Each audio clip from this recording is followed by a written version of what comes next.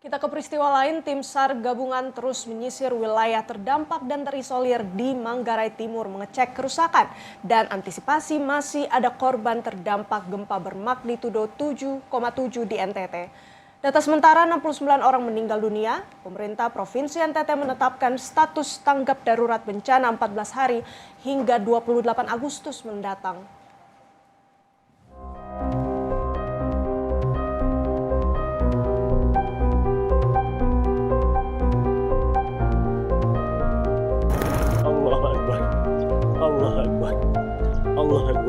Basarnas Special Group bersama SAR Maumere menyisir Manggarai Timur. Di Kampung Waso, petugas mengecek bagian bangunan, memastikan tak ada lagi warga yang masih terjebak dan membutuhkan evakuasi. Di Kabupaten Flores, tim SAR gabungan menemukan ada 6 orang jenazah. BNPB ungkap, data sementara hingga Senin sore, ada 69 orang meninggal dunia. Dari apa yang kami peroleh, jumlah orang-orang yang mengalami luka ada 292 jiwa dan ini memang tersebar di 7 kabupaten.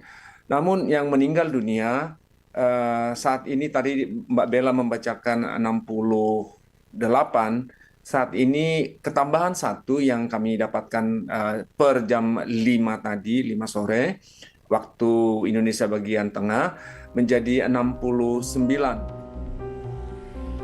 Sementara, Bupati Sika menyebut wilayah Palue jadi daerah terisolir pasca gempa. Jalur distribusi bantuan tertutup. Pemerintah pusat diminta segera membuka jalur darat dan mengoptimalkan distribusi bantuan melalui udara.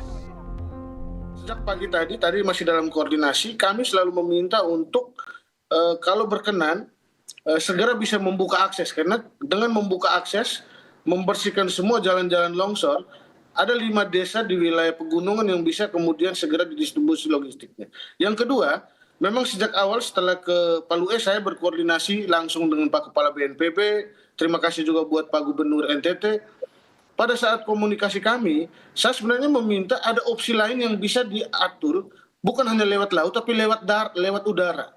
Katakanlah dengan pesawat, dengan helikopter atau dengan pesawat dan lain sebagainya, sehingga kemudian saya merasakan benar, Pak Mas Tifa, kalau semakin lama akses logistik mereka semakin menipis, itu sayang, karena hingga kemarin malam saja kami sudah makan dengan singkong saja.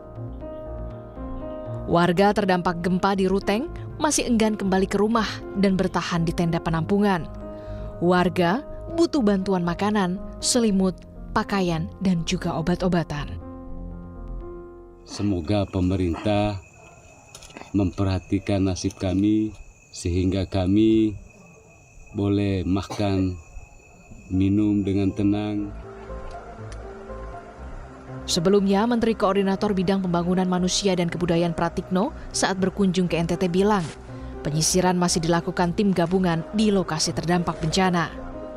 Pratikno menekankan, pemerintah pusat kini berupaya percepatan pemulihan pasca bencana di Nusa Tenggara Timur. Tim Liputan, Kompas TV.